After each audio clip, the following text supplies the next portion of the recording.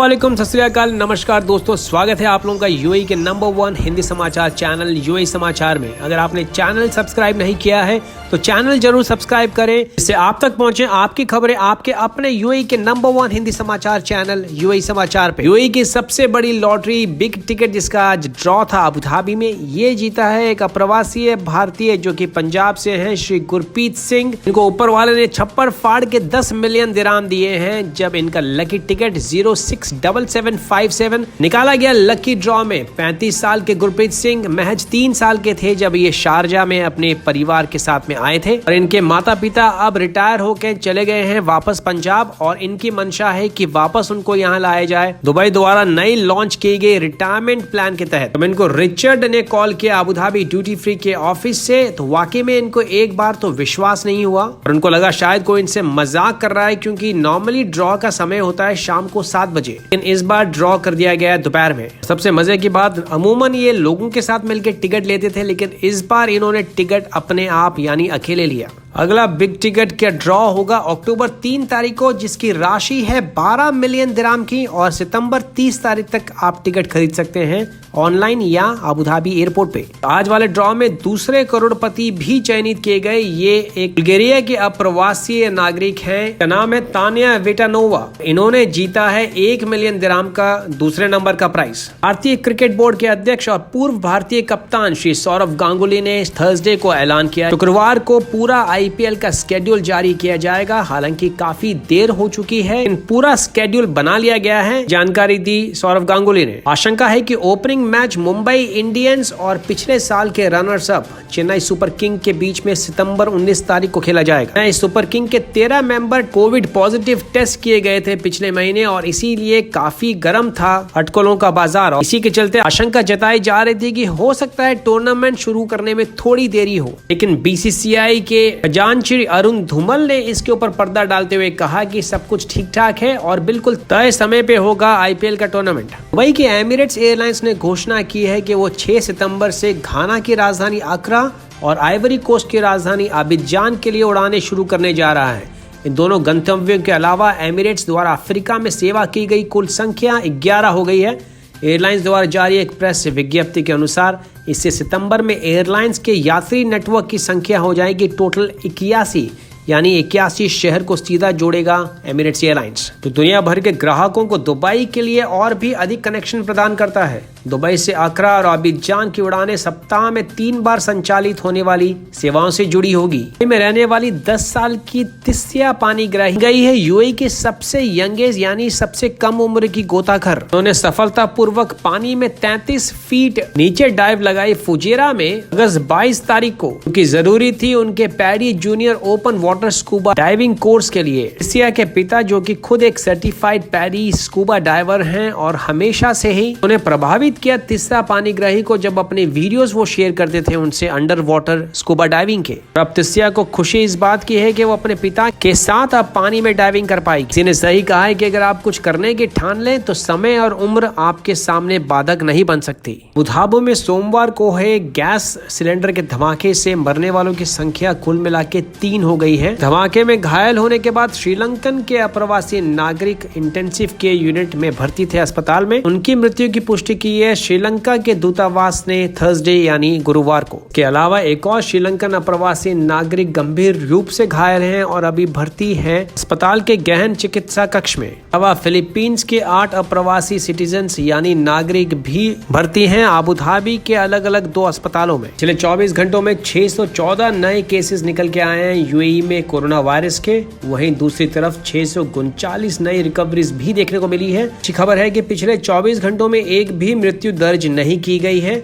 बिल्कुल स्थिर है। 387 का आंकड़ा था कल तक और अब तक टोटल रिकवरीज हो चुकी है 62,668। मिला के फिलहाल में एक्टिव केसेस हैं 9,099। नया आंकड़ा जारी किया है ministry of health and prevention ने गुरुवार को। भारत से लगातार काफी अच्छी संख्या में यात्री पहुंच रहे हैं यूएई। अप्रूवल की जो दिक्कतें हैं वो भी काफी कम हो चुकी हैं, ये जानकारी दी है दुबई स्थित Indian council for press Shri Neeraj Agarwal ने। उन्होंने इसके बारे में अधिक जानकारी देते हुए हुए कहा कि पिछले 2 से 3 हफ्तों में काफी अच्छी मात्रा में पैसेंजर्स, इसके तहत काफी अच्छी मात्रा में यात्री पहुंच रहे हैं यूएई के तमाम अलग अलग एयरपोर्ट्स पे। उन्होंने कहा स्पेशल एयर बबल एग्रीमेंट के बाद अब तक 70 से 80 हजार अप्रवासी भारतीय पहुंच चुके हैं यूएई। दूसरी तरफ भारत में बढ़ते हुए कोरोना केसेस के चक्कर में काफी सारे अप्रवासी भारतीय फिलहाल भारत लौटने की अपनी यात्राएं को टाल रहे हैं। अगर बहुत ही जरूरी काम है तो बात अलग है। आसानी से 8000 से 9000 सीटें उपलब्ध हैं रोज भारतीय और यूएई के अलग अलग फ्लाइट्स पे, और इसके अगेंस्ट में केवल 3000 यात्री रोज उड़ान भर रहे हैं भारत के लिए यूएई से। फिलहाल कोरोना के नए आंकड़ों के मुताबिक भारत में अब तक 30 लाख पॉजिटिव केसेस हैं। शारजाह की सरकारी बिजली कंपनी शारजाह इलेक्ट्रिसिटी और वाटर अथॉरिटी सेवा ने लॉन्च किया है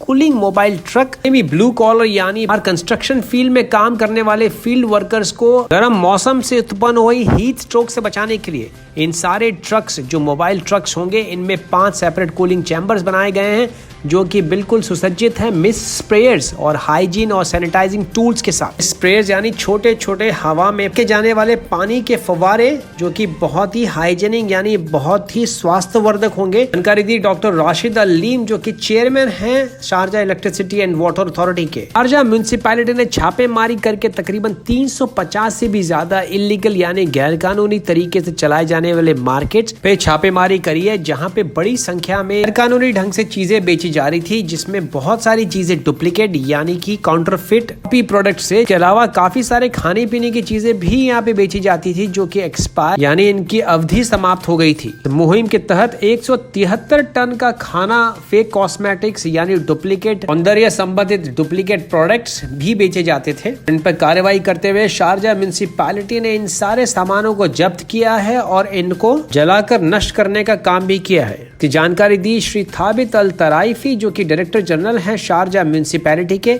उन्होंने कहा कि मुहिम के तहत 40 टीम बनाई गई अलग अलग इंस्पेक्टर्स की, और जिन्होंने अलग अलग छापेमारी कार्रवाई में इस बड़े गैर कानूनी तरीके से चलाए गए ऑपरेशंस का पर्दाफाश किया। पकड़े गए दुकानदारों में से काफी सारे लोग गैर कानूनी तरीके से देश में रह रहे थे और काफी लोगों की वीजा ऑलरेडी खत्म हो चुकी थी। खाड़ी के अन्य देश कुवैत ने अनाउंस किया है कि जितने भी अप्रवासी यानी बाहर के मुल्कों के माइग्रेंट वर्कर्स यानी अप्रवासी रेसिडेंट वीजा होल्डर्स हैं जिनकी उम्र 60 साल से ऊपर है, उनकी वीजा आगे रिन्यू नहीं की जाएगी। ऐलान किया है Kuwaiti public authority of man power ने।